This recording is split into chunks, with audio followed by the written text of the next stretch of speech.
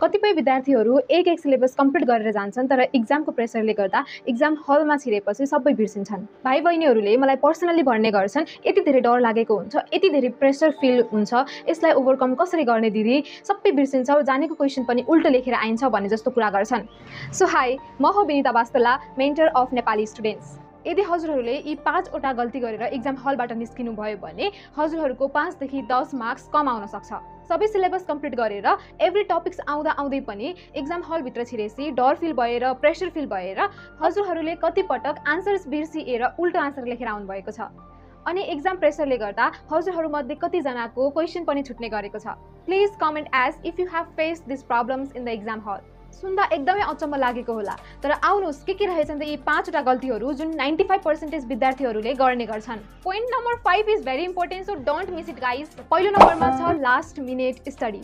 सुन्दा सकिङ लाग्यो होला, but yes, this is the most common mistake हरेक विद्यार्थीहरूले हरेक एक्जाममा गर्ने गर्छन्। यो भिडियो हेर्दै गर्नुभएका भाइ बहिनीहरूले आफै पनि यो मिस्टेक गर्दै आउनुभएको छ होला, अथवा अरूले यो मिस्टेक गरिरहेको त पक्कै देख्नु भएको छ। विद्यार्थीहरूले गाडीमा, स्कुटरमा एक्जाम सेन्टर जाँदै गर्दा बाटोमा पनि पढिरहेका हुन्छन्। एक्जाम सेन्टर पुगिसकेपछि पनि हतार हतार रिभिजन गर्दै हुन्छन्। साथीहरूसँग छलफल गर्दै गर्दा एकजना साथी आएर भनिदिन्छ कि ओए यो टपिक पढिस्, हाम्रो टिचरले भन्नुभएको एकदमै इम्पोर्टेन्ट छ अरे। तर बाई चान्स आफूले नपढेको भए हामीभित्र सेल्फ डाउट उत्पन्न हुन थाल्छ, साँच्चै कि त्यही क्वेसन पो आउने हो कि भन्ने पनि लाग्छ। अनि विद्यार्थी भाइ बहिनीहरूले इमिडिएटली त्यो टपिक पल्टाएर पढ्न थाल्छन् र पहिला पढेको कुराहरू पनि सबै बिर्सिन्छन्। एक्जामको प्रेसर, एङ्जाइटीको लेभल एकदमै बढेर जान्छ। त्यसैले लास्ट मिनट स्टडी चाहिँ कहिले नगर्नुहोस्। एक्जाम हलभित्र जानु 1 आवर अगाडि आफ्नो बुक कपीलाई, नोटलाई हात पनि नलगाउनुहोस् अनि कुनै साथीहरूसँग डिस्कसन पनि नगर्नुहोस्, सो द्याट आफूभित्र सेल्फ डाउट प्रड्युस नहोस्, आफ्नो त्यो कन्फिडेन्स लेभल मेन्टेन भइरहोस्। दिदी हजुरले लास्ट मिनट स्टडी त नगर्ने भन्नुभयो, तर हामीले के गर्यौँ भने हामीले पढेको कुराहरू एक्जाम हलमा आन्सर लेख्दाखेरि सरर आउँछ भन्ने लागेको होला। एसआर स्ट्राटेजी, स्लिप र रिभिजन। हामीले एक्जामको टाइममा के गर्ने, मस्तसँग सुत्ने र आफूले पहिला पढेको कुराहरूलाई रिभाइज गर्दै जाने। एक्जाम सेन्टरमा गएपछि साथीहरूसँग छलफल नगर्ने। त्यो क्रुसियल टाइममा चाहिँ self revision is the best. Exam सुरु हुनुभन्दा 1 घन्टा अगाडि चाहिँ किताब कपी हेर्दै नहेर्ने, साथीभाइसँग छलफल नगर्ने, यसो गर्दै गर्यो भने चाहिँ आफूभित्रको त्यो कन्फिडेन्स लेभल मेन्टेन भइराख्छ र आफूले पढेको कुराहरू सबै सम्झिन्छ। अनि बल्ल विद्यार्थीहरूले एक्जाम टाइममा आफ्नो बेस्ट दिएर लेख्न सक्नुहुन्छ। Number 2, question paper pressure. Exam हलमा 2 टाइप्सको विद्यार्थी हुन्छन्। एउटा टाइपले आफूले एक्जाम हलमा क्वेसन पेपर पाइसकेपछि सबै क्वेसन सरर हेर्ने गर्छन् भने अर्को टाइपले चाहिँ क्वेसन नम्बर 1 लाई मात्र फोकस्ड भएर आन्सर लेख्न थाल्छन्। यदि नजानेको, नपढेको क्वेसन आइहालेको खण्डमा टाइप 1 स्टुडेन्ट चाहिँ एकदमै प्यानिक हुन्छ। आफू कन्फिडेन्टली लेख्न सक्ने आन्सरहरू पनि उसले आफ्नो बेस्ट दिन सक्दैन भने टाइप 2 स्टुडेन्टले चाहिँ के गर्छ, मस्त एउटा क्वेसनमा फोकस्ड भएर आन्सर लेख्दै जान्छ। एक्जाम हलभित्र छिरिसकेपछि क्वेसन प्याटर्न चाहिँ के डिफिकल्ट हुन्छ कि इजी हुन्छ।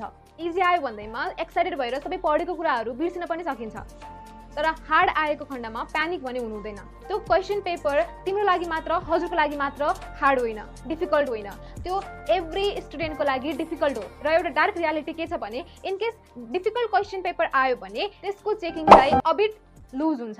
यदि क्वेसन पेपरमा नजानेको क्वेसन देख्यो भने आफूलाई स्ट्रेस फिल हुन्छ भने क्वेसन नम्बर 1 लाई मात्र फोकस्ड भएर आन्सर गर्दै जानु होला। तर होइन, म ब्यालेन्स गर्न सक्छु, आई क्यान ओभरकम माइसेल्फ भन्ने छ भने सरर क्वेसन हेरेर यदि कुनै इनकेस डिफिकल्ट आएको खण्डमा त्यही अनुसार टाइम डिभिजन गर्न सक्नुहुन्छ।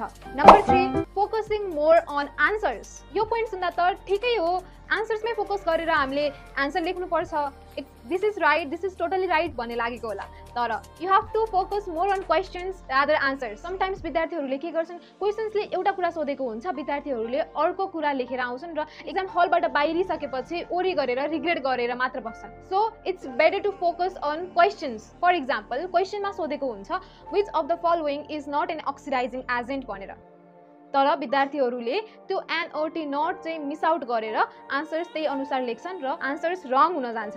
त्यही भएर क्वेसन्सले के सोधेको छ त्यही बेसिसमा आफूले आन्सर्स गर्नुपर्छ र क्वेसन्सलाई केयरफुल्ली रिड गर्नुपर्छ। Number 4, final paper revision.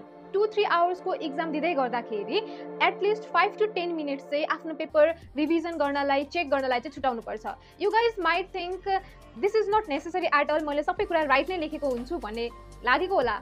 यत्रो वर्षदेखि, सानो कक्षादेखि अहिलेसम्म एक्जाम दिँदै आइसकेँ, एभ्रिथिङ विल बी राइट भन्ने पनि लागेको होला। But let me give an example. यो एक्जाम सकिसकेपछि हजुरहरू सबैजना पार्टी गर्न, रमाइलो गर्न, picnic or whatever, right?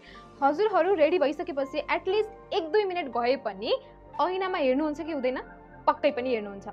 So final paper revision भनेको आफूलाई ऐनामा रिचेक गरेको जस्तै हो। आफूले लेखेको आन्सर्सहरू रिभाइज गर्दै गर्दा के कुरामा फोकस गर्नुपर्छ भन्दाखेरि यदि क्यालकुलेसन्सहरू छ भने you have to recheck that. सरर आफूले लेखेको सबै पढ्न त सकिँदैन, तर सरर स्किम आउट गरेर पढ्न पनि सकिन्छ।